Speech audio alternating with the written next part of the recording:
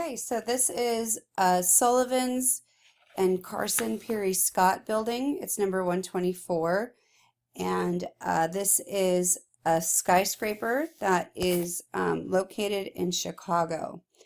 Up until this point, this was, which it dates from 1899 to 1904.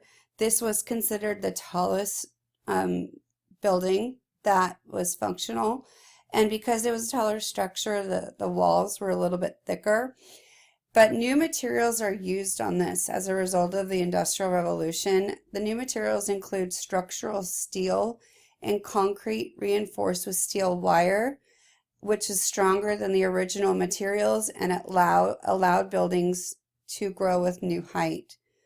Their tensile strength or ability to withstand pressure was also stronger, which allowed flexibility in relation to the wind, which in Chicago is known as the Windy City. So that was really important if you're going to have a large or tall structure.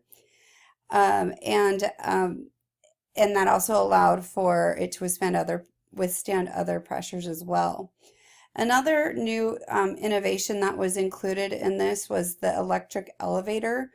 And you can't really have a skyscraper without an elevator. And elevators had been used in the past, but not necessarily successfully. The reason why the elevator is now at this point usable and included in these large buildings is because of the invention of the elevator brake. And the braking system was created by a man named Otis, O-T-I-S. And that elevator brake was revolutionary because it allowed for tall structures to be built because people didn't want to walk up 15, 20, and now even up to like 100 stories tall without the elevator that is safe enough with the brake. If you go into most elevators, by the way, if you walk in almost every elevator I've ever been in, I look for it, it says Otis on it. And so that's kind of the way they copyright the elevator brake. So the Sullivan believed that form must follow function, so a building's design must reflect the social purpose of the space. So his idea was a tripartite skyscraper.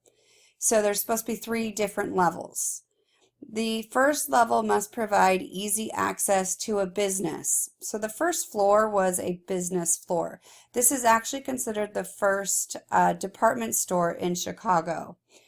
And it needed to have a lot of light and open space. And so this plan right here is that the first floor of the building. And then one of the main entrances is right here, which is this curvilinear with wrought iron sculptural elements along it. So that's what it looks like still today.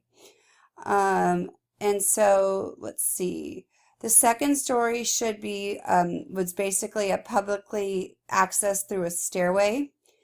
And then the attic stories, which are come above it, are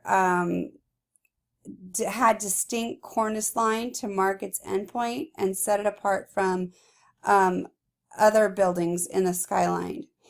Also, because a skyscraper was tall, the building's design should serve that goal by emphasizing an upward momentum.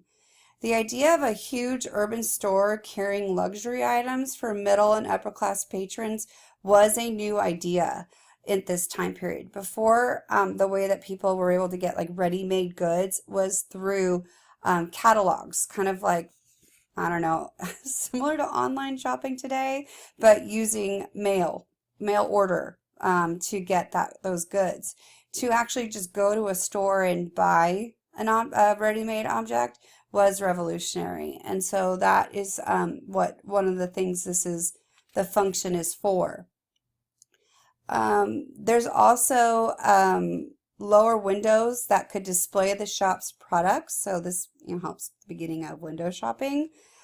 And with the urban store carrying luxury items, the architects emphasized elegant public entrances and huge plate glass windows on the lower floor. and fantastic cast iron ornamentation that Sullivan designed on his own to like attract and get people to come into the store. The lower corner has 3 doors to allow visibility from all directions. And then the cast iron ornamentation will help differentiate this lower level from the upper stories. It helps distinguish this building from those around it and makes it very attractive to potential customers. On the upper floors, they have what they call actually Chicago windows. There's 3 sections. Very plain terracotta decorations refer to a streamlined internal steel cage. Now, Sullivan was very sensitive to the shape and placement of the building, as is evident by this cylindrical tower at the corner, which would be like right here. This cylindrical tower at the corner that went all the way up. And it's supposed to be kind of like a visual punctuation mark or a vertical punctuation mark. This building is completely brand new.